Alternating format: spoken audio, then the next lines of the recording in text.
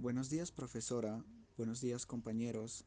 Hoy vamos a hablar sobre casos de actos jurídicos, compuesto por los participantes Carpio Chávez Shauni, Condori Roque Beckham, Alvarado Flores Diego, Pinto Reboa Jamil, Choque Jiménez Rosario, Quilla Clavijo Carol.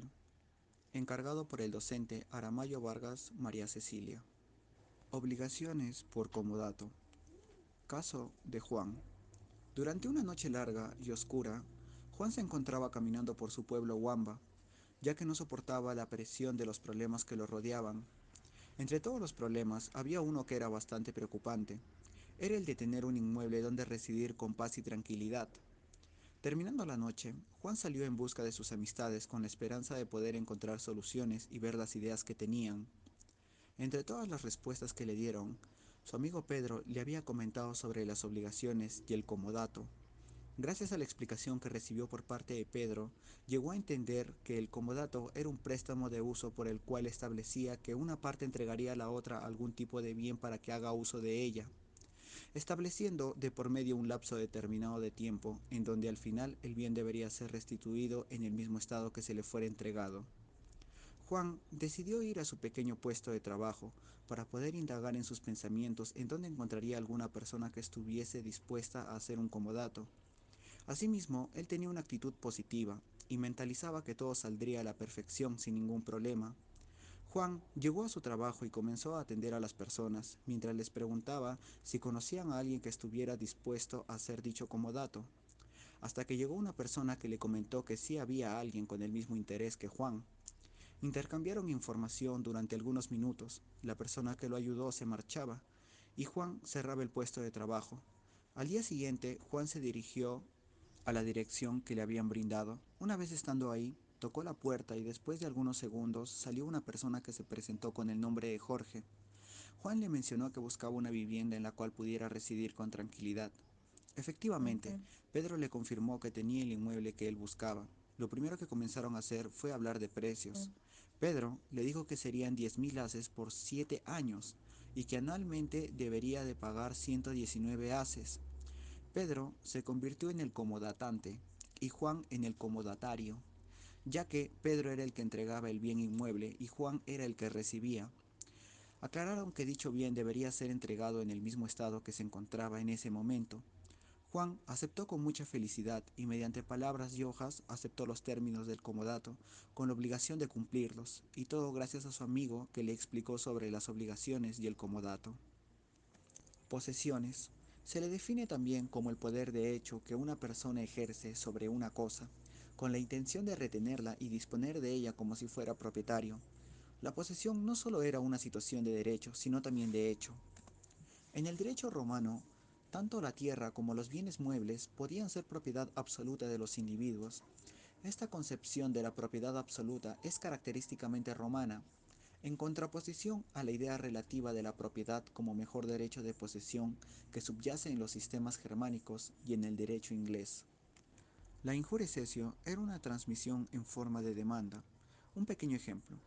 El cesionario reclamó ante el magistrado que la cosa era suya, y el cedente, que era el demandado, admitió la reclamación, y por injuria cesio el magistrado le entregó el objeto al cesionario. La usucapio se refería a la propiedad adquirida por el tiempo de posesión. Ahora, la accesio funcionaba de la siguiente manera.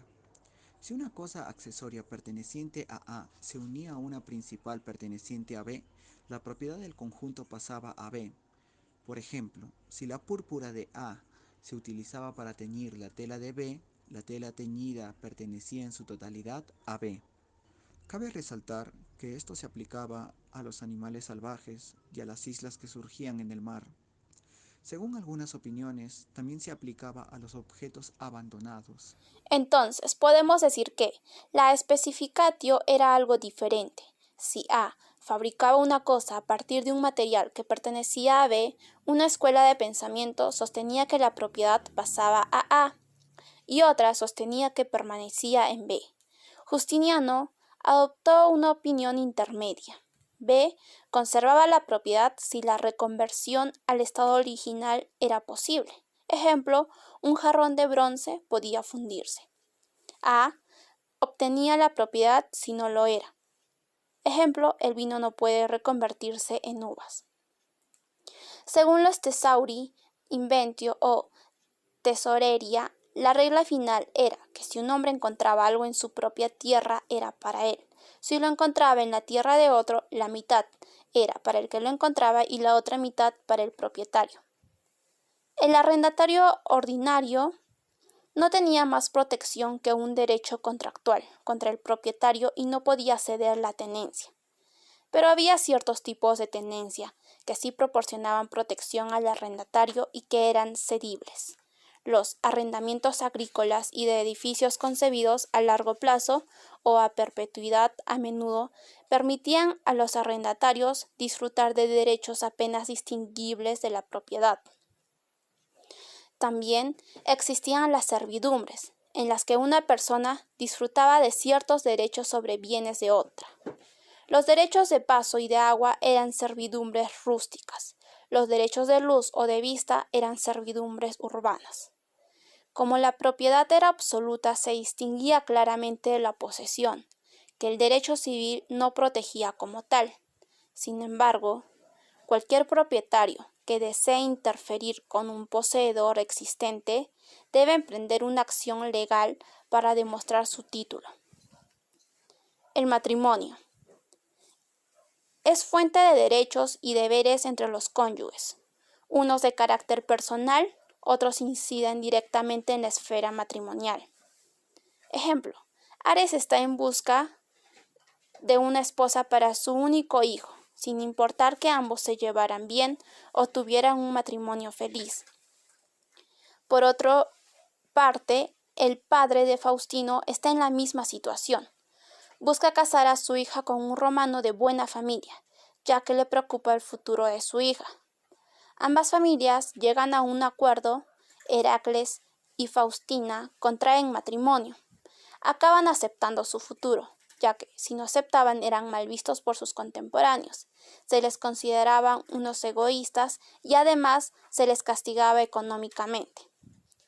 Ante todo, como hemos visto, la mujer participa de la condición social del marido y le debe fidelidad, existiendo entre los cónyuges una obligación de recíproco respeto, que se traduce en una serie de disposiciones.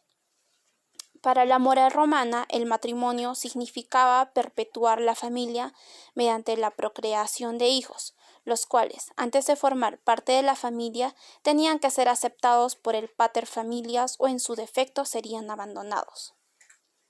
Testamento. Durante el conflicto con Partia, tras las constantes derrotas que sufría la legión romana, se convoca una reunión entre los generales y altos mandos junto con las tropas que seguían en pie para planificar tácticas ofensivas y defensivas con el fin de impedir que los persas tomaran Siria y Armenia. Entre los muchos soldados, Talio, un paterfamilias con 3 hijos varones, Marco, Cesón y Lucio, a la vez Actuarius, que participó en varias batallas por el control de Oriente Próximo. Viendo que se acercaba una guerra de mayor magnitud, proclama que si muriera en combate, todos sus bienes pertenecían a su hijo mayor, Marco, quien habitaba en Cilicia. Frente a los otros legionarios que cumplían el papel de testigos de la institución de heredero, suplantando a los comicios, terminaba la guerra Augustus, compatriota romano. Luego de enterrarlo, se ve encaminado hacia Sicilia para cumplir la voluntad de Talio.